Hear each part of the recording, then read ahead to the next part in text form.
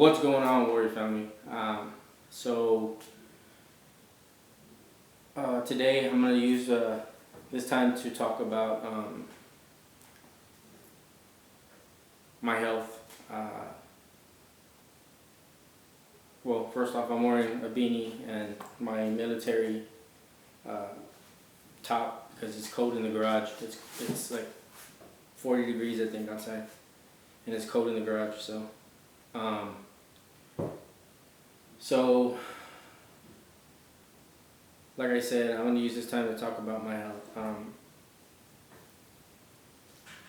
I take some medications for my PTSD.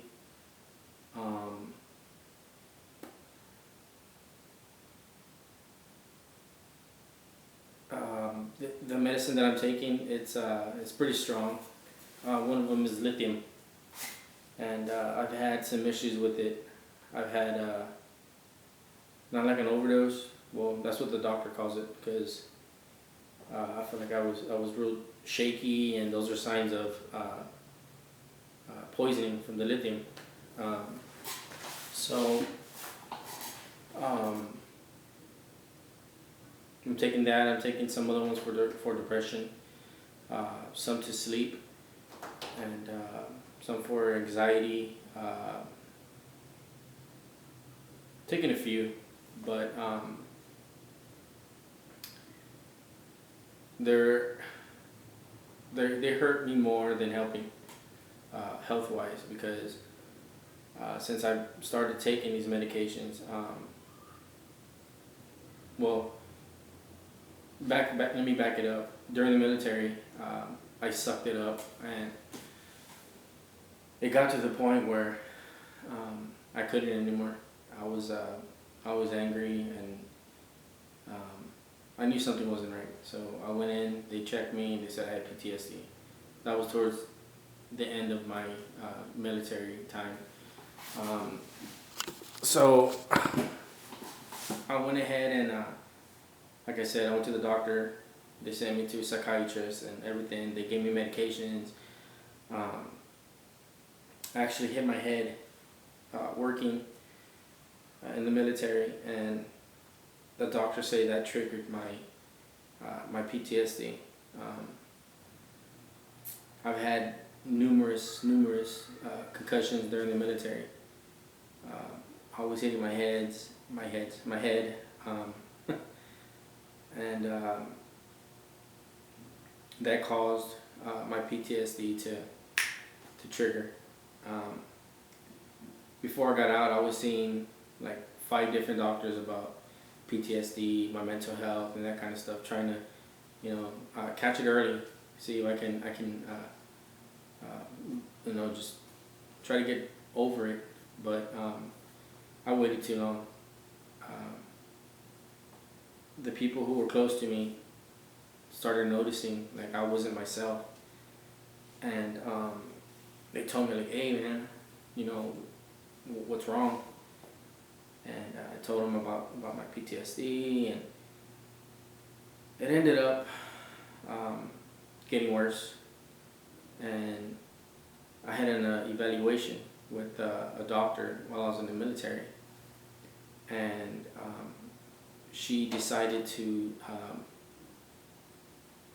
tell me that I was unfit to serve in the military. So they medically separated me. I tried fighting it. I tried telling them like I'm seeking help. I'm doing the things I need to be doing, but too many people were telling my doctors like, no, he's not okay.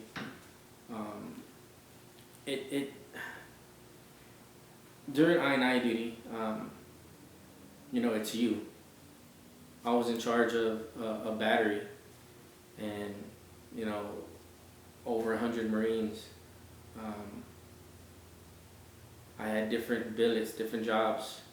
I was a motor T chief. I had different hats, what you call them. I was a safety. I was quality control. I was a mechanic. I was publications. I was doing operation stuff, like getting vehicles out. Um, Not ops, that's something totally different, but operation side, 35, 31, I was a 3521. I can't remember what the ground safety one was, but there's just so many to name. And like I was saying, like the doctors were like, oh, well, you can't, do your job. So she pushed my paper up to headquarters Marine Corps, and they decided just to, give me the boot. I actually rebutted it. I went in, I talked to some more medical officers. There was a group of them, and we sat down, we talked, and they were telling me that I seemed okay, to continue my career. I was going on 9 years. I was supposed to get out at 8, but with the whole medical thing, they dragged it on, and I actually got out with like close to 9 years. So now I'm dealing. Let me fast forward. Now I'm dealing with a whole bunch of health issues. With my liver's pretty much kaput. Is damaged.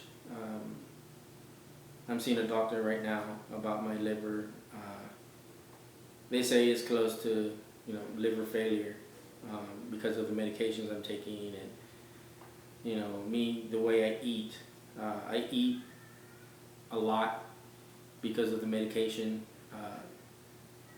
I was taking something to sleep, and it was a weight gainer. So this last appointment I had, I told my psychiatrist, like, look, I want to get off this medication. I want to try trazodone.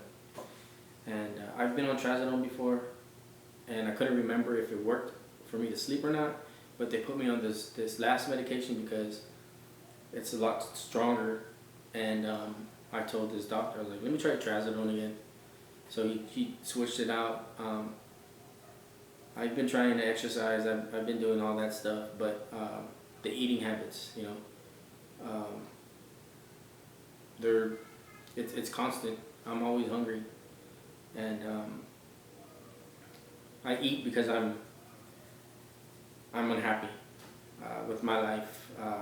I love my family and everything like that, but just me, myself. I've lost a lot of really, really good friends because of this, and I talked to somebody here recently about a friendship that ended because of my depression and everything like that. But I miss the individual's friendship a lot. He meant a lot to me, but it's up to him if he wants to forgive. If not, I totally understand because of who I was. It's not me. You knew me growing up, in school, stuff like that. So, yeah, I've had a few health scares with suicide and that kind of stuff. It gets tough. It really does get tough with PTSD. I'm not saying I'm suicidal right now or I feel like hurting myself or anything like that, because I don't. But it's just hard, dealing with this every single day. It gets really tiring, and makes me think about veterans who've committed suicide and stuff like that. Like how I wish I could figure it out. Like, how long did they fight this disease? You could get as much help as you want, but PTSD, it's no joke. 22 veterans die a day from PTSD and different things like that. while I was in the military at I&I duty, we would always get funerals to do because of suicides and stuff like that. But I know I just thought I'd sit down and talk to you guys about how I'm doing health wise. Not good, not 100%, but I'm still fighting every single day. Every day is a fight, not just for my health, but for my life. There's times when it gets bad, and I take it out on family, but it's not like I meant to do it. It sucks. I'm reaching out to my family more, trying to get together and stuff like that. On my side of the family, the Guerrero side, because it's rare that I go and see them. I'm always with my wife's family. So I want to try to spend time with them, with my family, a little more. So yeah, that's it's pretty much about my health stuff. Like I said, PTSD sucks. It's hard. Again, on the description, I'm gonna post some things about suicide awareness, people who you can contact. I've reached out to different people, the suicide prevention, all them. I've done it. They talk to you. It's not like face to face, but it's better to talk to someone than nobody at all. I don't like to talk about my PTSD to my wife because I'm afraid it might scare her. But it's like I said, it's hard to open up to anybody because just anybody, it needs to be a military person, preferably, because they can relate. And yeah, so again, those of you who are fighting, PTSD, anything at all, addictions, anything, don't give up. The moment that you give up on yourself, that's it. You have to love yourself enough to keep fighting. And you gotta love yourself in order to love someone else. It's you can I can't love my family if I don't love myself. If that makes sense to you guys.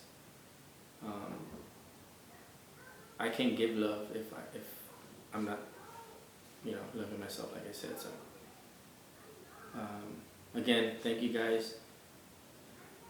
Please like, share, subscribe.